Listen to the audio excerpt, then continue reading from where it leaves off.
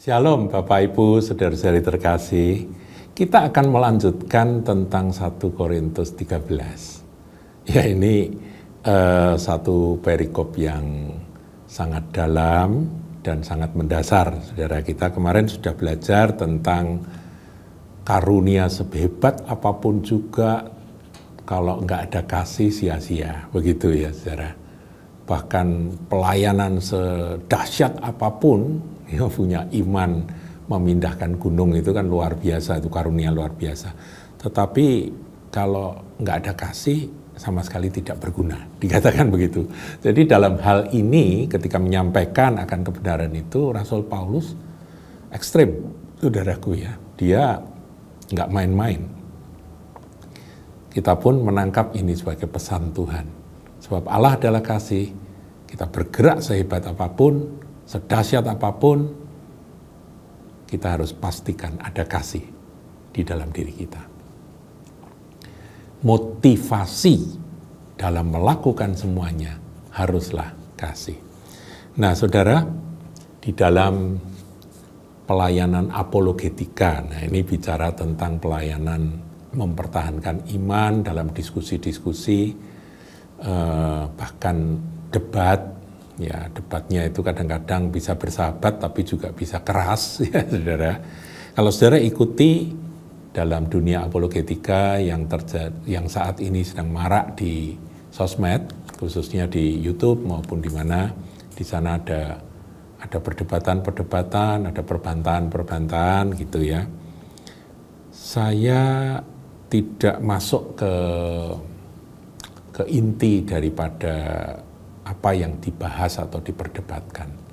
Pasti ada yang salah, ada yang benar, pasti ya saudaraku. Di kalangan Kristen sendiri juga mempermasalahkan, ada yang tetap ortodoksinya murni, Tritunggal ya. Bapa, Firman, dan Roh Kudus itu tetap dipegang, 3 pribadi yang dinyatakan dari Allah yang Esa, itu ortodoksi yang murni, yang lurus, yang sesuai dengan warisan dari para rasul dan bapak-bapak gereja, yang Alkitabiah. Tetapi ada yang agak berbeda begitu ya, misalnya kaum modalisme atau Sabellian yang sekarang mereka dikenal dengan oneness. Saudara, perdebatannya akhirnya menjadi saling menghina, saling mencerca, dan yang menurut saya terlalu cepat memakai kata-kata Anda sesat, Anda binasa, dan sebagainya. Ya sama-sama dari kedua belah pihak. Itu sesama Kristen, saudaraku ya. Jadi Kristen Sabellian atau Kristen Oneness yang tidak mau menerima Allah Tritunggal maupun Kristen yang ortodoks yang menerima kebenaran Trinity atau Tritunggal. Itu aja saudaraku, dalam perdebatan kita lihat bahwa di manakah kasih, itu yang seringkali saya mendengar, saya tidak tahan. Kalau sudah begini kasihnya di mana? Sebab kalau kita ngelihat unsur kasih, nah kita akan lanjutkan dalam 1 Korintus 13 ayat 4. Yang pertama dikatakan kasih itu sabar. Kalau tidak ada kesabaran, ketahanan di dalam menghadapi perbedaan pendapat, kesabaran di dalam menuntun orang itu kepada kebenaran, tidak ada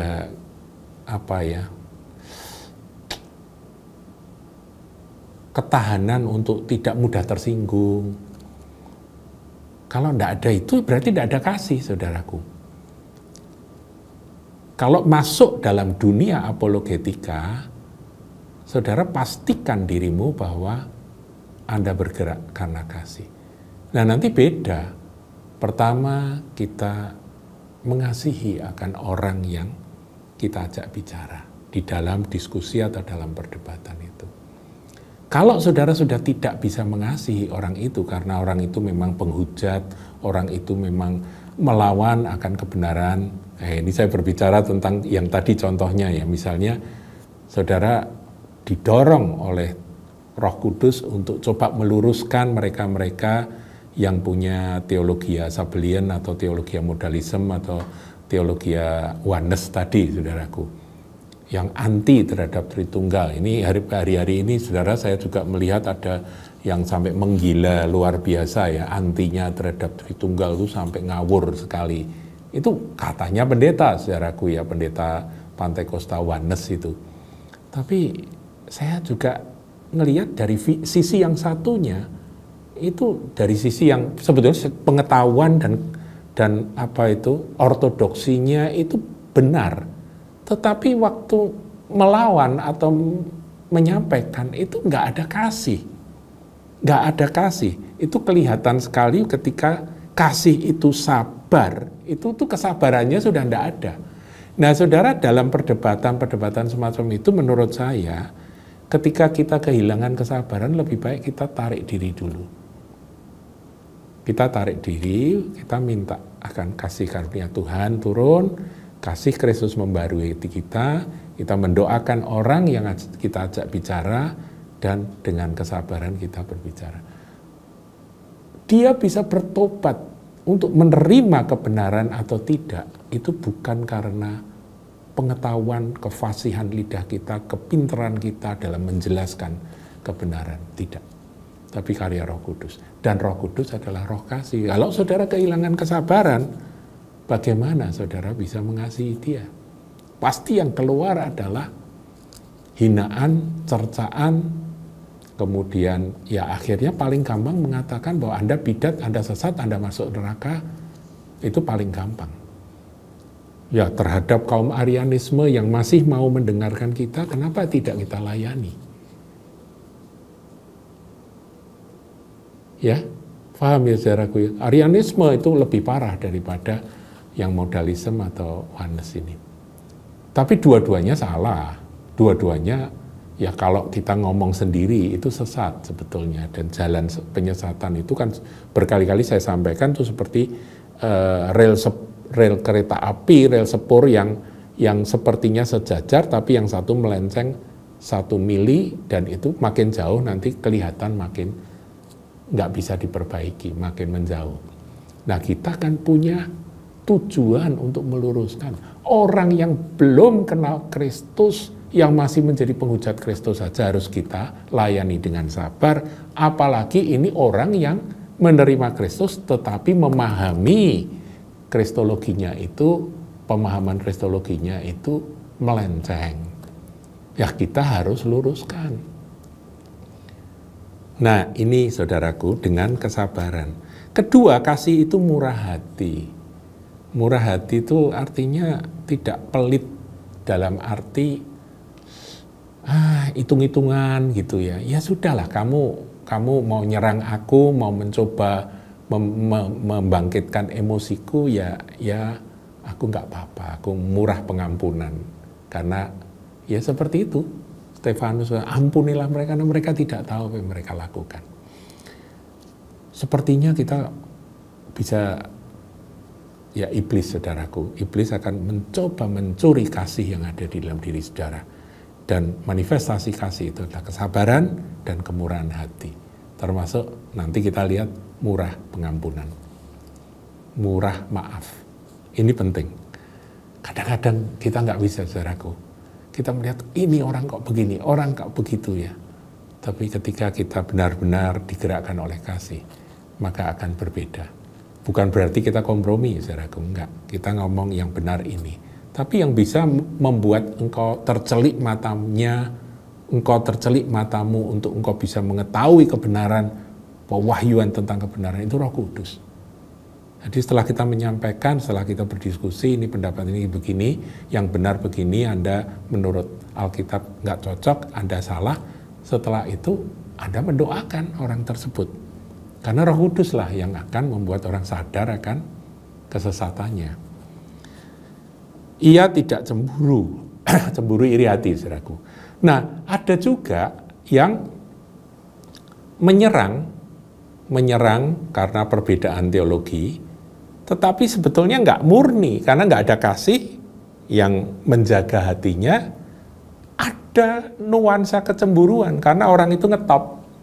Ada hamba Tuhan ya secara teologi agak berbeda dengan orang tersebut yang di sini ahli ya dalam apa itu teologi tertentu, dia melihat ini teologinya sedikit berbeda, ya menurut saya tidak terlalu prinsip. Yang satu menekankan baptisan selam, yang satunya mempertahankan baptisan percik. Ya kita mestinya kan ya sudahlah, nama Yesus tetap diberitakan, jangan jadi masalah ya kalau soal-soal seperti itu ya. Tapi ada juga yang menganggap itu masalah. Ya sampaikanlah dengan penuh kesabaran, penuh kemurahan hati, dan jangan sekali-kali karena kecemburuan. Nah, saya juga melihat kalimat berikutnya, kasih itu tidak memegahkan diri dan tidak sombong. Memegahkan diri.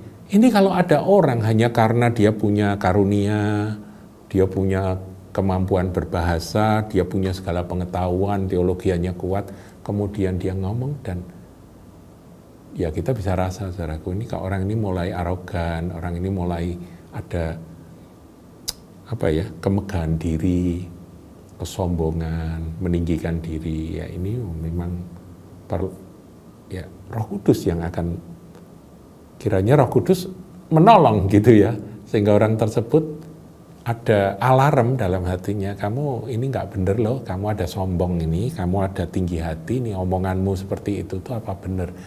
Nah orang-orang seperti ini mestinya langsung dia sadar dan dia akan berhenti. Dia akan minta maaf kalau perlu.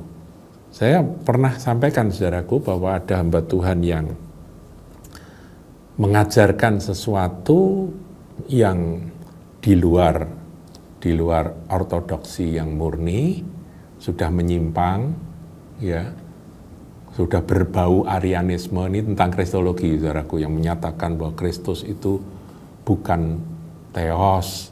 Kemudian kalau ada kata theos dalam perjanjian baru itu tidak menunjuk pada Yesus Kristus.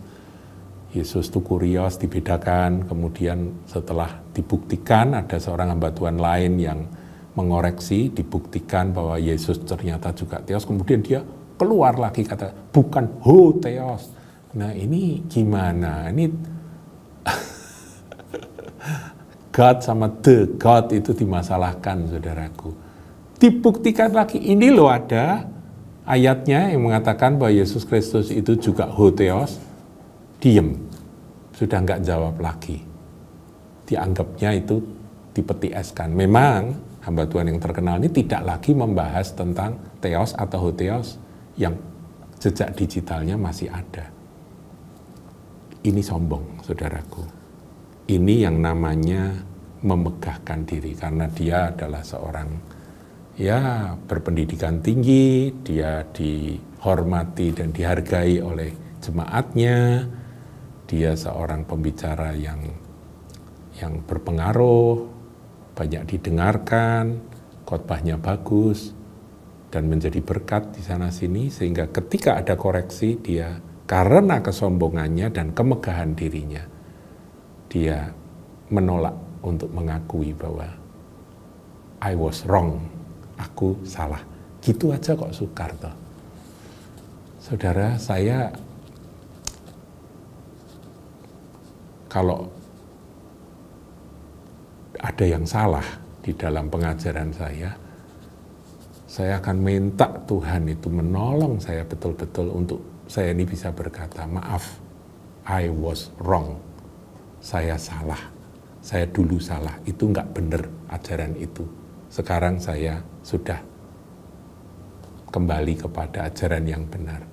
Cuma gitu aja, nggak mau, saudaraku. Karena apa? Karena dikatakan kasih itu tidak memegahkan diri dan tidak sombong. Berarti meskipun orangnya kelihatan baik, kelihatan ya murah hati, membagi-bagi akan hartanya, suka menolong orang, tapi kalau dia memegahkan diri, dia sebetulnya kehilangan kasih.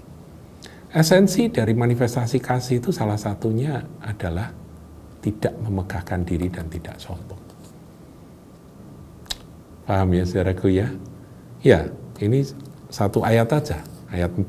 Kasih itu sabar, kasih itu murah hati, ia tidak cemburu, jadi motivasinya itu tidak iri pada orang, kemudian dia sepertinya mau meluruskan, tapi sebetulnya itu iri hati. Ia tidak memegahkan diri dan tidak sombong. Hati-hati saudaraku. Hanya kemurahan Tuhan yang bisa membuat kita tetap berada di dalam naungan kasih. Dan ketika kita melayani Tuhan, biar kasih Tuhan itu mengalir, menjaga kita tetap seperti apa yang Tuhan ajarkan. Tuhan Yesus memberkati.